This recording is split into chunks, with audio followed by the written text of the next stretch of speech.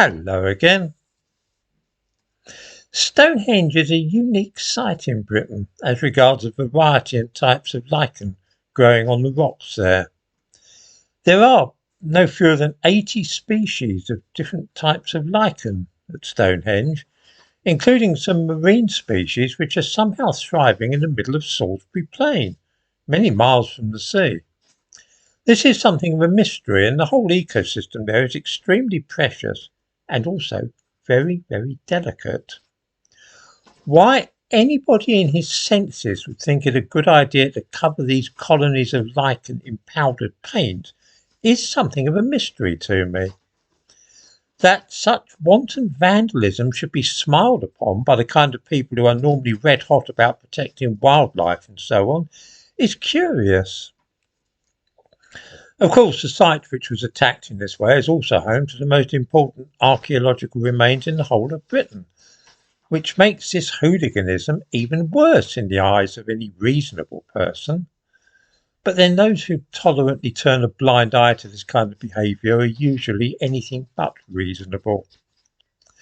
They are the same people who grow very tetchy about anybody waving union flags on the streets or chanting in support of this or that football team.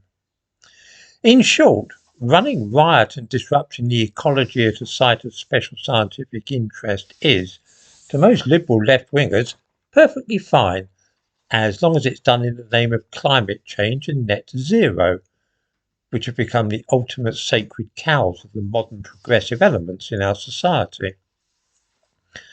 The incident yesterday was fascinating for the insight which it provided about the state of modern Britain.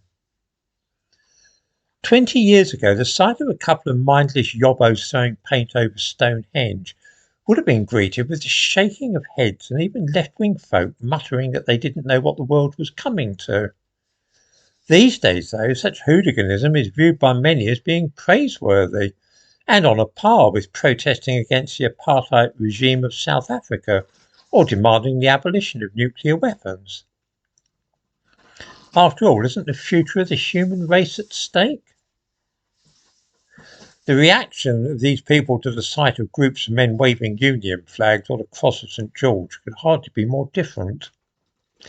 Such folk and their antics represent an existential risk to British democracy and can of course only be compared with the rise of the Third Reich in the 1930s. I find this change in perspective over the years intriguing because it has been so rapid. Vandalism of works of art, archaeological sites, causing traffic jams and sabotaging public transport are all viewed with either enthusiasm or at worst indifference by most left-wing types. My own stance on this is very simple.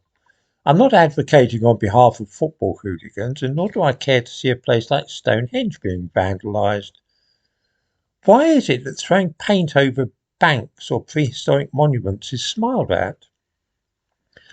I'm one of those old folk who wishes to see a return to orderly and peaceful streets, where normal people can go about their lives in peace, without finding their travel disrupted or their quiet enjoyment of national monuments rendered impossible by the febrile antics of a bunch of rowdy youths.